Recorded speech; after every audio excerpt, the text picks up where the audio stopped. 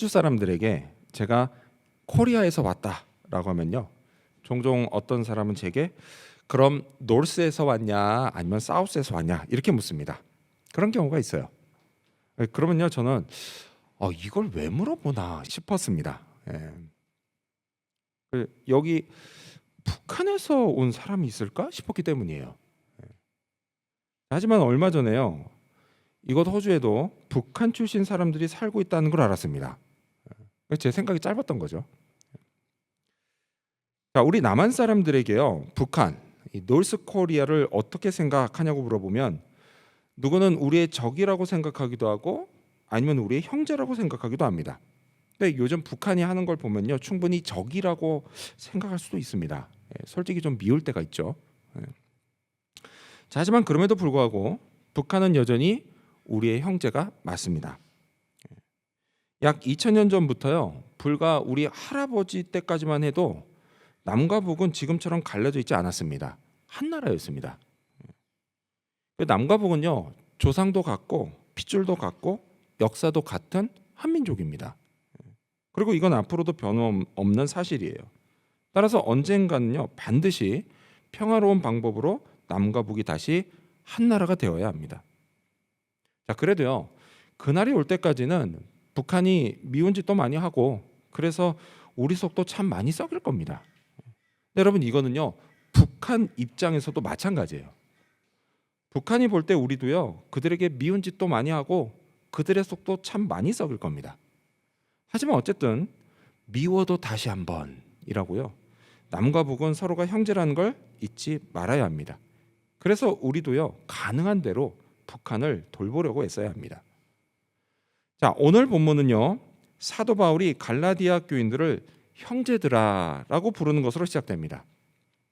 우리가 지난 첫 시간에 살펴본 것처럼요, 지금 바울이 이 편지를 쓰는 이유는 갈라디아 교인들이 그 교회에 침투한 유대주의자들의 미혹에 빠져서 바울을 가짜 사도라고 의심했고 그래서 그가 전해준 복음도 가짜라고 의심했기 때문입니다. 자, 이 소식을 들은 바울이 단단히 화가 나서요, 편지를 시작하자마자 교인들을 혼냅니다. 바울은요, 내가 너희를 이상하게 여긴다라고 했고요, 그 다른 복음을 전하는 자는 저주를 받을 거다라고까지 했습니다. 그러니 한번 생각해 보세요, 여러분. 자기가 죽을 힘을 다해서 찾아가 복음을 전하고 구원에 이르게 한 교인들이 자기를 가짜라고 의심해서 자기를 화나게 만들었으니 이런 교인들이 충분히 미울 수도 있었을 겁니다. 그래서 이렇게 무서운 말투로 편지를 시작했던 겁니다. 자, 하지만 바울은요, 이내 진정합니다. calm down해요. 그리고 갈라디아 교인들을 따뜻한 말로 이렇게 부릅니다. 11절을 보면요, 형제들아, 내가 너희에게 알게 하노니 내가 전한 복음은 사람의 뜻을 따라 된 것이 아니니라. 그들을 뭐라고 부르죠? 형제들아라고 부릅니다. 그렇습니다. 충분히 미워할 수 있었지만 그래도 어쨌든 그들과 바울은 한 분 아버지 하나님 아래 형제들이었습니다. 어쨌든 바울이 사랑으로 돌봐야 할 자들이었습니다. 자, 이어서 바울은요, 자신이 전한 복음이 진짜 복음이라는 걸 말하기 위해서 먼저 자신이 진짜 사도인 이유를 말하기 시작합니다. 자, 그렇다면요, 오늘은 그걸 함께 살펴보고자 합니다. 바울이 진짜 사도인 이유는 과연 무엇일까요? 그는 무엇을 근거로 그런 말을 했을까요? 그리고 그가 전한 복음이 진짜 복음인 이유는 과연 무엇일까요? 이를 살펴보면서 오늘 우리가 얻어야 할 교훈을 알아보고자 합니다. 먼저 첫 번째로, 바울이 진짜 사도인 이유는 바울이 예수님께 가르침을 받았기 때문입니다. 먼저 첫 번째로 바울이 예수님께 가르침을 받았기 때문입니다. 자, 지금 이야기를 좀 하기 전에 앞서서 먼저 우리는요, 사도가 뭔지를 알아야 됩니다. 사도. 네이버에 가가지고 사도 이렇게 딱 치면요, 가장 먼저 사도세자의 그 사도가 딱 나옵니다. 그게 아니죠. 여러분, 사도가 뭐죠? 사도? 성경에 나오는 사도. 사도는요, 초대교회 때만 있었습니다. 초대교회 때만 있었는데 교회 안에서 매우 특별하고 중요한 역할을 맡은 소수의 지도자들을 말합니다. 근데 여러분, 사도는 아무나 될 수가 없었어요. 여기에는 몇 가지 매우 중요한 요건이 있었습니다. 근데 그 중에 하나가 뭐냐? 바로 예수님께 직접 가르침을 받은 제자여야 했습니다. 그 대표적인 사람들이 예수님의 공생의 3년 동안 예수님을 따라다니면서 배운 베드로, 야고보, 요한 같은 12명의 제자들이었습니다. 그래서 이들이 사도가 되죠. 12사도 이렇게 부릅니다. 자, 그런데 여러분, 갈라디아 교회에 들어온 유대주의자들이요, 바울은 예수님께 가르침을 받은 게 아니라 그 12사도들에게 가르침을 받은 가짜 사도다라고 교인들을 속였습니다. 그러니까 그가 전한 복음도 뭐예요? 사도들, 즉 사람의 뜻으로 따라 된 것이다 라고 속였습니다. 여기에 교인들이 속아 넘어갔어요. 자, 그러자 바울이 형제들아, 그렇지 않다. 내가 전한 복음은 사람의 뜻으로 된 게 아니다 라고 하면서 이어진 12절에서 이렇게 말합니다. 우리 12절 말씀 같이 읽어볼까요? 시작. 이는 내가 사람에게서 받은 것도 아니요 배운 것도 아니요 오직 예수 그리스도의 계시로 말미암은 것이라. 아멘. 자, 바울은요, 자기가 전한 복음이 사람에게서 받은 것도 배운 것도 아니다라고 말합니다. 즉 사도들에게서 받은 것도 배운 것도 아니다라고 말해요. 이 복음은 오직 예수 그리스도의 계시로 말미암은 것이다라고 말합니다. 그렇습니다, 여러분. 바울이 알고 있었고 또 믿고 있었고 또 확신하고 있었던 복음, 갈라디아 교인들에게 전한 복음, 그 복음은 그가 예수 그리스도께 가르침을 받은 오리지널 복음, 진짜 복음이었습니다. 결코 사도들에게 말미암은 게 아니었어요. 자, 오늘 본문 뒷부분에서요, 바울은 자기가 전한 복음이 결코 사도들에게 배운 게 아니다라는 걸 다시 한번 강조합니다. 자, 우리가 지난번 그 책에서 사도행전 큐티 했었잖아요. 그때 사도행전 9장을 보면요, 다메섹으로 가는 길에 바울이 부활하신 예수님을 처음 만나고 예수님을 구원자와 주인으로 믿게 됩니다. 그래서 아주 극적으로 그리스도인이 됩니다. 자, 여러분 여기서 한번 생각해 보세요. 여러분이 교회를 박해하는 대표 선수예요. 대표 선수. 자, 그런데 예수 믿는 사람들을 잡아 죽이겠다고 길을 가다가 갑자기 나타난 예수님을 믿고 아주 극적으로 그리스도인이 됐습니다.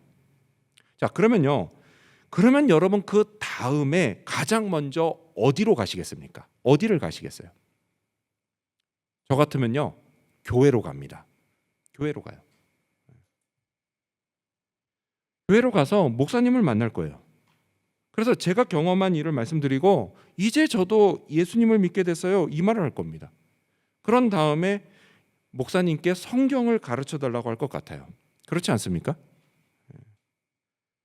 바울도 그럴 수 있지 않았을까요? 이게 바로요, 유대주의자들이 교인들을 속일 때 사용한 논리입니다. 이렇게 말을 했어요. 야, 바울이 그때 예루살렘에 있는 사도들에게 가서 자기도 예수님 믿게 됐다고 말하고 사도들에게 가르침을 받고 배우지 않았겠어? 이렇게 말했던 거예요. 근데 여기에 속아 넘어갑니다. 왜요? 그럴듯하게 들리거든요. 합리적인 의심이 들 만한 말이거든요. 근데 여러분, 합리적인 의심이라고 다 맞는 거 아닙니다. 그래서 교인들이 바울을 의심했어요. 진짜 가짜 같은데?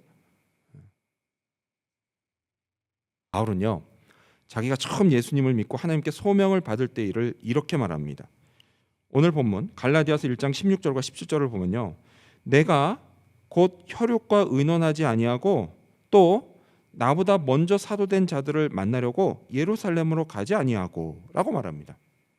자, 여기서 보면은 혈육과 의논하지 않았다라고 합니다. 근데 여러분, 우리가 흔히 혈육이라고 하면 누구를 가리키죠?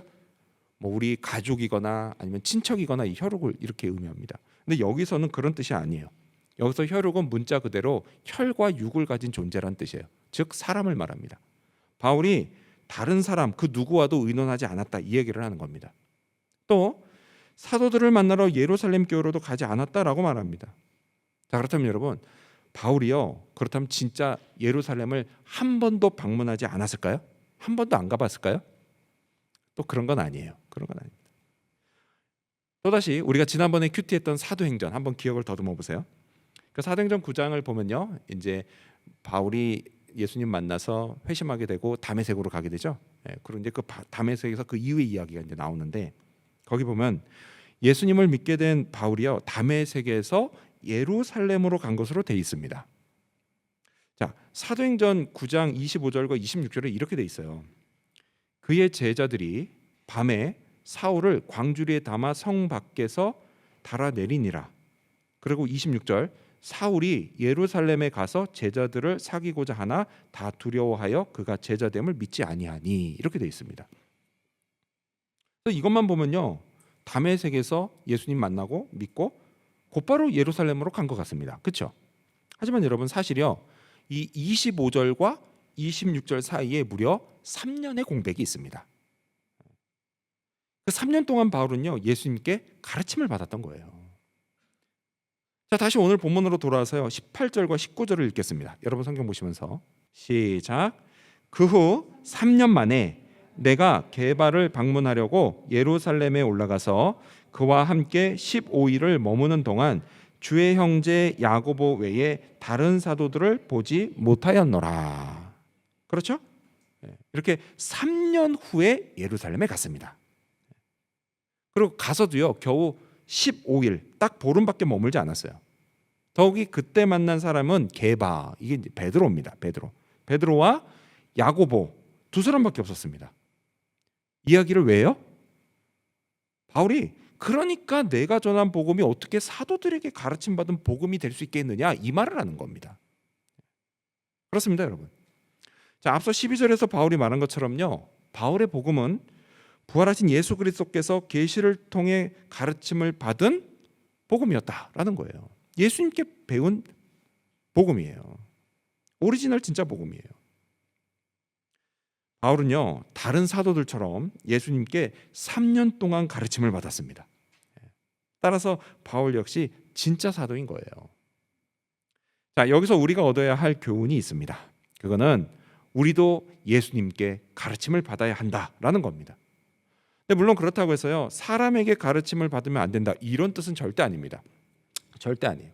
당연히 사람에게도 가르침을 받아야 합니다. 여러분, 예수님은요, 교인들을 가르치기 위해서 교회에 목사를 세우셨습니다. 교사들도 세우셨어요. 이들에게 가르침을 받는 건 참 중요합니다.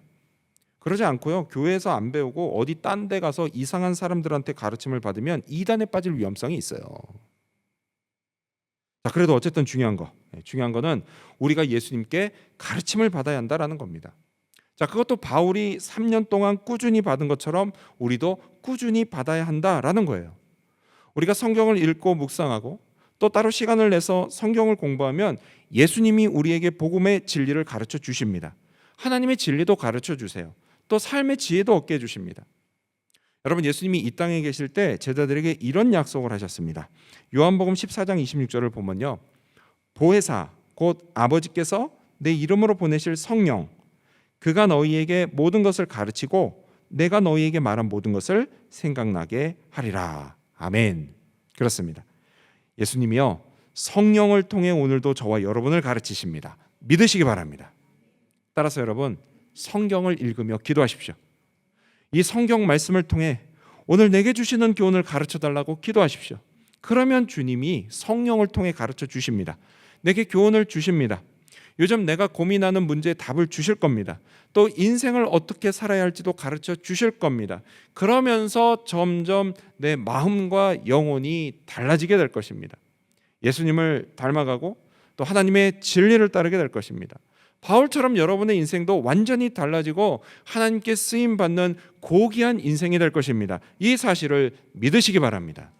이러한 믿음으로 예수님께 꾸준히 가르침을 받는 저와 여러분이 되시기를 축원합니다. 두 번째로, 왜 바울은 진짜 사도일까요? 두 번째로, 바울에게는 변화된 삶의 모습이 있었습니다. 두 번째로, 바울에게는 변화된 삶의 모습이 있었습니다. 자, 바울의 복음이 진짜인 이유를 조금 더 알아보겠습니다. 자, 먼저 바울은요, 그 복음이 예수님께 배운 것이기 때문에 진짜다라고 했습니다. 자, 그리고 여기에 더해서요, 바울은 변화된 자신의 모습을 통해 그 복음이 진짜라는 것을 보여줍니다. 바울은요, 이전에 자기가 이런 사람이었다라고 말합니다. 우리 13절과 14절 여러분 성경 보시면서 읽겠습니다. 읽습니다. 시작. 내가 이전에 유대교에 있을 때에 행한 일을 너희가 들었거니와 하나님의 교회를 심히 박해하여 멸하고 내가 내 동족 중 여러 연갑자보다 유대교를 지나치게 믿어 내 조상의 전통에 대하여 더욱 열심히 있었으나. 자, 여기서 자기가 말하는 것처럼요, 바울은 참 열심히 있는 사람이었습니다. 그런데 문제는 그게 빗나간 열심이었다라는 거예요. 여기 말한 것처럼요, 바울은 우리식으로 얘기하면 아주 독실한 유대교 신자였습니다. 그래서 조상들이 만든 율법 조문을 아주 철저히 지켰어요. 그래서 이걸 지키지 않는다는 이유로 바울이요, 교회를 심히 박해해서 멸하기까지 했습니다. 이거를 예루살렘에서만 그렇게 한 게 아니라 다메섹까지 쫓아가서 거기 있는 그리스도인들을 잡아 죽이려고 했어요. 자, 이런 걸 보면요, 우리가 알 수 있는 게 있어요. 뭐냐? 열심히 있는 게 무조건 다 좋은 건 아니다라는 사실이에요. 방향이 잘못된 열심은요, 사람들을 해치고 하나님을 대적하는 결과를 낳습니다. 그래서 이로 인해서 얼마나 많은 사람들이 고통을 받는지 모릅니다. 예를 들어 어떤 게 있을까요? 로켓이 있습니다. 로켓. 기술자들이요, 빠르고 강력한 이동 수단을 만들겠다고 열심히 로켓을 만들었습니다. 그래서 우주 시대가 열리는 성과가 있었어요. 하지만요, 그 열심히 방향이 잘못돼서 어떻게 됐어요? 얼마나 많은 사람들이 이 탄도 미사일에 맞아 죽은지를 모릅니다. 진짜 많은 탄도 미사일들을 만들었어요. 예전에도 많이 죽었고 지금도 많이 죽고 있습니다. 자, 이렇게 열심히 빗나간 게 문제가 되는 것도 뭐가 있을까요? 이것도 있을 것 같아요. 너무 빠른 속도로 업그레이드되고 있는 인공지능, AI도 그렇다고 저는 생각합니다. 프로그래머들이요, 인간의 두뇌에 가까운 인공지능을 개발하려고 참 열심히 노력하고 있습니다. 근데 문제는 방향이 빗나가는 거예요. 방향.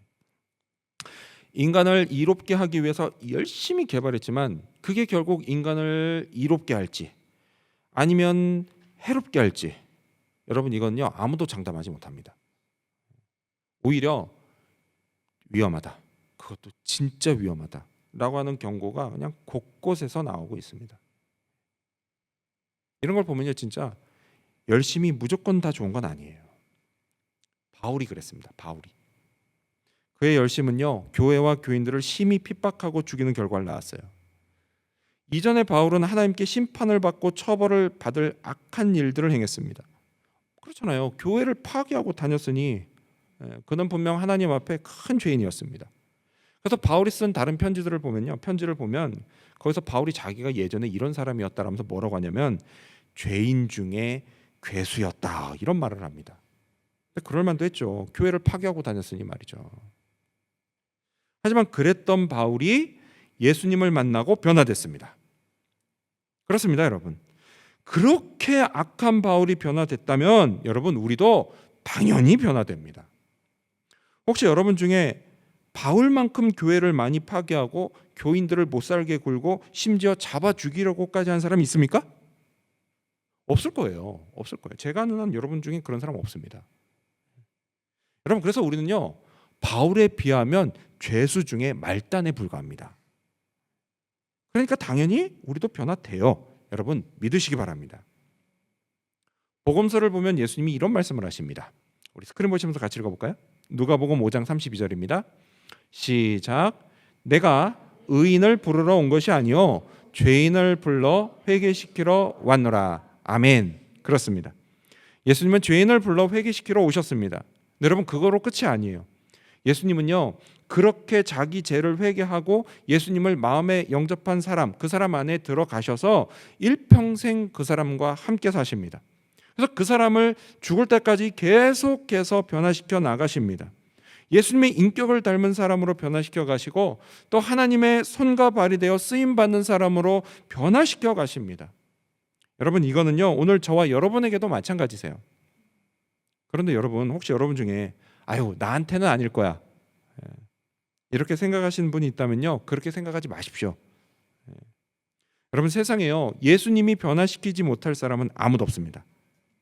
누구든지 예수님을 믿고 예수님과 동행하면서 살면 누구나 다 예수님을 닮아가는 변화가 나타납니다. 반드시 나타납니다. 믿으시기 바랍니다. 믿으시는 분만 옆 사람과 함께 인사 나누시겠습니다. 예수님이 변화시키십니다. 한 번 더 인사할까요? 그러니 예수님과 동행합시다. 아멘. 그렇습니다. 예수님과 동행합시다.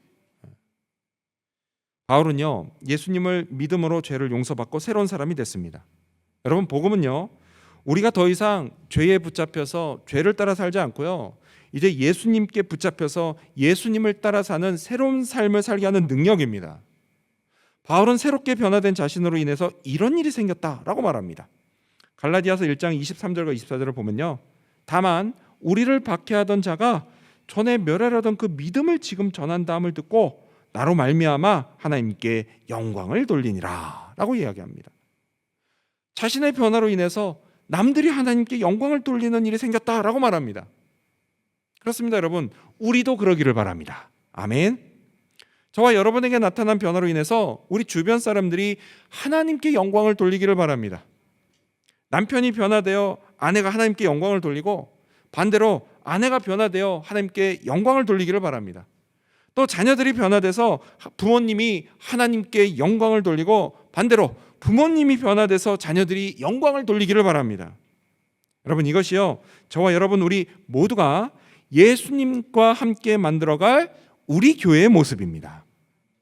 교인들이요, 예수님과 동행하며 예수님을 닮아가고 변화되는 교회, 그게 우리가 꿈꾸는 교회예요. 이를 통해서요, 교인 각 사람의 영이 살아나고 또 가정들이 행복해지고 우리 교회 울타리 밖에 있는 불신자들에게도 하나님의 은혜와 사랑, 복음이 전해지는 그런 교회입니다. 주님이 사랑하시는 우리 학생과 청년 그리고 장년 여러분, 우리가 함께요 변화된 이런 우리 교회의 모습을 꿈꾸기 바랍니다. 여러분, 우리는 변화될 수 있습니다. 변화될 것입니다. 이를 위해 늘 예수님과 함께 살아가시기를 바랍니다. 말씀과 기도로 예수님께 배우고 닮아가기를 바랍니다. 복음의 능력이 나타나기를 바랍니다. 이를 통해서 하나님께 영광을 돌리게 되는 저와 여러분, 그리고 우리 모든 성도들이 되시기를 축원합니다. 마지막 세 번째로 바울은 택하심과 부르심을 받았습니다. 마지막 세 번째로 바울은 택하심과 부르심을 받았습니다. 자, 끝으로 바울이요 하나님께 택하심을 받고 또 부르심을 받은 이야기를 살펴보겠습니다. 자, 바울은요 죄수 중에 괴수였던 자기를 하나님이 택하시고 부르셨다라고 말합니다. 우리 15절 여러분 성경 보시면서 읽겠습니다. 15절 시작. 그러나 내 어머니의 태로부터 나를 택정하시고 그의 은혜로 나를 부르시니가. 자, 바울이요 자기 의지로 뭘 어찌할 수 있기 한참 전에, 그래서 어머니 뱃속에 있을 때 이미 하나님은 그를 구원하시기로 택정하셨습니다. 자, 그리고 이거는요 구원받은 저와 여러분도 마찬가지예요. 우리가 뭘 어찌하기 훨씬 전에요 하나님이 우리를 구원하시기로 택정하셨습니다. 따라서 여러분, 나는 하나님께 선택받은 자라는 사실을 늘 기억하십시오. 여러분, 그만큼 저와 여러분은요 참 특별한 사람들입니다. 그렇게 믿으시는 분만 옆사람 보시면서 인사하겠습니다. 당신은 특별합니다. 저기 말 잘못해서 당신은 특이합니다 뭐 이러시면 안 돼요. 당신은 특별합니다. 자, 그리고 하나님은 바울을 부르셨어요. 바울은요 이건 역시 자기 의지로 된 게 아니라 하나님의 은혜로 된 것이다 라고 말합니다. 자, 이 부르심은요 바울이 예수님을 만나 믿게 된 사건을 의미해요. 그리고 또 사도로 부르심을 받은 것도 의미합니다. 자, 바울과 예수님의 첫 만남 아주 극적이었습니다. 자, 그렇기 때문에 바울은 예수님을 믿기 전과 믿은 후, 그래서 비포와 애프터가 확실히 구별됐습니다. 그래서 누가 바울에게 당신은 언제 예수님을 처음 믿었냐라고 물어보면 나는 몇 날 며칠에 예수님을 만나서 믿게 됐다, 이렇게 확실히 답할 수가 있었어요. 하지만 여러분, 근데 그렇다고 해서요 모든 사람이 다 이 바울처럼 어떤 결정적인 계기나 사건을 통해 예수님 처음 믿게 되고 또 예수님이 어떤 분인지를 확신하게 되는 것, 그런 건 또 아닙니다. 그 대표적인 예가 누구죠? 성경에 나온 인물 베드로예요. 베드로가 예수님을 처음 만난 건요 어떤 극적인 사건을 통해서가 아닙니다. 어찌 보면 그냥 만났습니다. 그리고 3년을 따라다니는 동안 예수님이 하시는 말씀들을 듣고 또 그분이 하시는 일들을 보면서 예수님이 어떤 분인지를 자연스럽게 알게 되고 또 믿게 됐습니다. 여러분 중에도요, 이 베드로 같은 사람이 있을 거예요. 주로 모태 신앙인들이 그렇습니다. 하지만 여러분, 바울처럼 어떤 극적인 회심의 체험이 없다고 해서요, 그것 때문에 기죽을 필요는 없어요. 그냥 계속 잘 믿으면 됩니다. 자, 그리고 또 교회를 출석한 지 좀 됐어요. 출석한 지 좀 됐지만 여전히 예수님에 대한 확신이 없어서 내가 믿음이 있는 건지 없는 건지, 또 내가 구원을 받았는지 안 받았는지 이걸 확신하지 못하는 사람도 그렇습니다. 그래도요, 그냥 그런 사람도 계속 꾸준히 잘 출석하면 됩니다. 그래서 예배 시간에 좀 익숙하지 않아도 찬양을 따라 부르려고 하고요, 또 설교 때는 무슨 말씀을 하는지 관심을 가지고 듣고요, 또 기도할 때도 좀 이게 낯설어도 앞에서 인도하는 대로 어쨌든 따라하고 그러면 됩니다. 그러면 돼요. 그러면요, 하나님이 믿음을 주세요. 어느 순간 예수님이 나의 구원자와 주인으로 믿어지게 됩니다. 그리고 예수님을 내 마음에 영접하게 돼요. 구원을 받게 돼요. 자, 어찌됐든 분명한 건요, 바울처럼 믿게 됐든 아니면 베드로처럼 믿게 됐든 예수님을 믿고 구원받은 사람은 누구나 다 하나님께 택하심을 받고 부르심을 받은 사람이다 라는 사실이에요. 여러분, 이 하나님의 부르심에는요, 분명한 목적이 있습니다. 자, 바울의 경우 바울은 사도로 부르심을 받았습니다. 자, 그래서 16절 말씀을 보면 그의 아들을 이방에 전하기 위하여 그를 내 속에 나타내시기를 기뻐하셨을 때에 라는 말을 해요. 어떻게 부르심을 받았다고요? 무엇으로 부르심을 받았다고요? 이방인들에게 예수님을 전하는 사도로 부르심 받았다는 거예요. 그게 바로 바울을 향한 하나님의 부르심이었습니다. 자, 그렇다면 저와 여러분을 향한 하나님의 부르심은 과연 뭘까요? 물론 사도는 아닙니다. 왜죠? 여러분, 사도는요 2000년 전 초대교회 당시 딱 그때만 존재했어요. 그래서 만약에 오늘날 자기를 사도라고, 새로운 사도라고, 신사도라고 주장한 사람이 있으면요, 그 사람은 가짜입니다. 꼭 기억하세요. 가짜입니다. 그런 사람은 절대 따라가면 안 됩니다. 큰일 납니다. 자, 다시 우리를 향한 하나님의 부르심은 뭘까요? 그건 다양해요. 저는요 목사로 부르심을 받았고요, 여러분 대부분은 집사와 장로 등 교회 재직으로 부르심을 받았습니다. 또 어떤 분은 훗날 선교사로 부르심을 받을 수도 있습니다. 또는요 저처럼 목사로 부르심을 받을 수도 있어요. 자, 이렇게 교회에서뿐만이 아니라 다양한 삶의 자리에서도요, 여러분은 다양한 역할로 부르심을 받았고 또 받게 될 겁니다. 어리고 젊은 시절에는요 학교에서 학생으로 부르심을 받고요, 또 커서는 직장에서 노동자로 부르심을 받습니다. 또는 직장의 오너나 CEO로 부르심을 받기도 합니다. 또 결혼을 하게 되면요 누군가의 남편으로 또는 아내로 부르심을 받기도 하고요, 자녀가 태어나면 부모로 부르심을 받습니다. 이런 다양한 내 삶의 자리에서의 다양한 역할들이 다 하나님의 부르심이에요. 그래서 소중합니다. 따라서요 각각의 때를 따라 맡겨진 역할을 우리가 잘 감당하려고 해야 합니다. 이렇게 부르심에 순종하고 충성하는 자에게 하나님이 상을 주십니다. 큰 복을 내려주십니다. 이렇게 우리가 받은 부르심, 그것에 따른 역할은요 사람에 따라서 또 시기에 따라서 다양합니다. 하지만 여러분 꼭 기억하십시오. 저나 여러분 우리 모두가 다 공통적으로 받은 부르심이 있다라는 사실을 말이죠. 그것 때문에 하나님이 우리를 택정하셨다라는 사실을 말이죠. 바로 이겁니다. 우리 스크린 보시면서 같이 읽어볼까요? 베드로전서 2장 9절입니다. 시작. 그러나 너희는 택하신 족속이요 왕같은 제사장들이요 거룩한 나라요 그의 소유가 된 백성이니 이는 너희를 어두운 데서 불러내어 그의 기이한 빛에 들어가게 하신 이의 아름다운 덕을 선포하게 하려 하심이라. 아멘. 그렇습니다. 여러분, 우리는 하나님이 택하신 사람들이며 또한 왕같은 제사장들이요 또한 거룩한 나라요 하나님의 소유가 된 백성들입니다. 이 부르심의 분명한 목적, 그것이 바로 하나님의 아름다운 덕, 곧 복음을 선포하는 것입니다. 우리를 통해 예수님이 세상에 알려지는 것입니다. 따라서 여러분, 이 부르심의 목적을 꼭 기억하며 사시기 바랍니다. 그리고 순종하시기 바랍니다. 그것이 우리를 택하시고 부르신 하나님의 은혜, 그 은혜에 보답하는 길입니다. 또 우리의 구원자여 주인이신 예수님을 높이고 하나님께 영광을 올리는 길입니다. 또 우리를 통해 역사하시는 성령을 체험하는 길입니다. 내가 받은 복음의 능력을 통해서 내 주변 사람들이 하나님의 축복을 받는 길입니다. 이걸 기억하고 순종할 때 하나님이 역사하십니다. 올해도 어느덧 하반기가 시작됐습니다. 참 시간이 빨리 가요. 벌써 6개월 지나고 7월달 시작됐습니다. 자, 그래서 이 시점에서 우리가 각자 목표를 정하면 참 좋겠습니다. 내가 올해 남은 6개월 동안 그게 가족이든 친구든 아는 사람이든 누구든지 간에 내가 아는 사람 누구에게 꼭 예수님 이야기를 해보겠다고, 복음을 전하겠다고 목표를 세우면 참 좋겠습니다. 용기 내서 실천하면 하나님이 도우십니다. 근데 만약 그렇게 했는데도 그 사람이 예수님 안 믿으면 어떻게 하냐고요? 여러분, 그거 상관없습니다. 상관없어요. 염려하지 마십시오.